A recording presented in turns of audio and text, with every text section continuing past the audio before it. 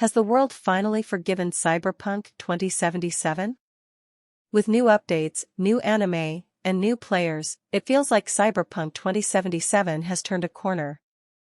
Gamers have a renewed interest in Cyberpunk 2077.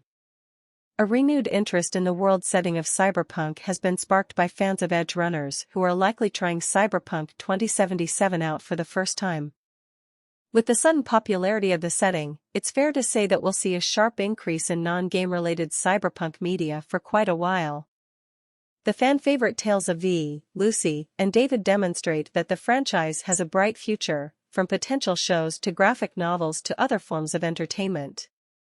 The world is expansive, deep, and detailed, and is a great basis for many future stories set in Night City and the areas surrounding it.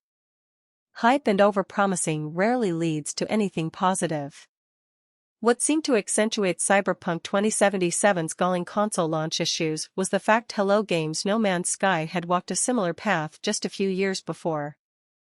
In that instance, players deemed the developer and publisher Sony to have biggied up the open-world action-adventure meets survival games so much, and for such a long time, that what released on August 8, 2016 did not match its promise and promotional materials at all.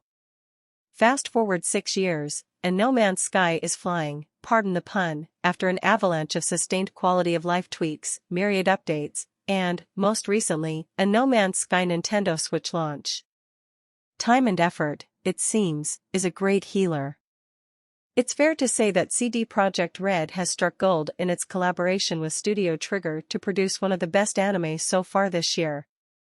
Still maintaining that same gritty and mature cyberpunk feeling, the locations in Night City have been brought to life with almost a one-to-one resemblance to certain areas in Cyberpunk 2077.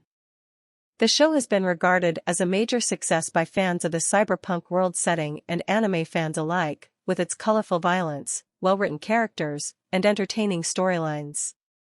The show has been so successful, in fact, that it may have had an unforeseen effect on Cyberpunk 2077 itself. Since the release of Cyberpunk, Edgerunners, Cyberpunk 2077 has seen a huge spike in active players, with the player sentiment seeming to shift from overwhelmingly negative to more positive or mixed reviews almost overnight. Is it enough to say the game after its initial rocky release? There are many factors at play that are in need of review before a short conclusion on the matter can be formed, and this will do exactly that.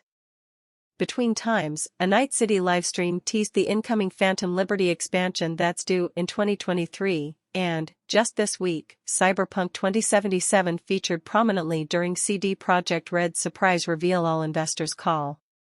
Alongside mention of a new The Witcher trilogy, and a new game that's still in its conceptual phase, Cyberpunk 2077 Orion was teased, a proper Cyberpunk 2077 sequel that CDPR says will prove the full power and potential of the Cyberpunk universe. A quick glance on social media in the immediate aftermath of the call showed excited fans cheering, still disgruntled players jeering, and just about everyone asking questions of its setting, its premise, and whether or not after everything that's happened in and around this game over the last almost 2 years, is promising so much more at this point the right move? CD Projekt Red entered this self-inflicted storm having been previously revered for The Witcher 3. Cyberpunk 2077 is a good example of how quickly good faith can be lost, and, perhaps more importantly, how long it can take to be redeemed. So has the world now forgiven Cyberpunk 2077? It's possible CD Projekt Red's recent multi-project announcement was driven in part by a desire to restore more of that lost faith, to salvage more of its once untouchable reputation, or as a statement of intent with an eye on potential future investors. Given how brutal and outspoken the internet is, I'm also not surprised that some others can't, and will never, forgive.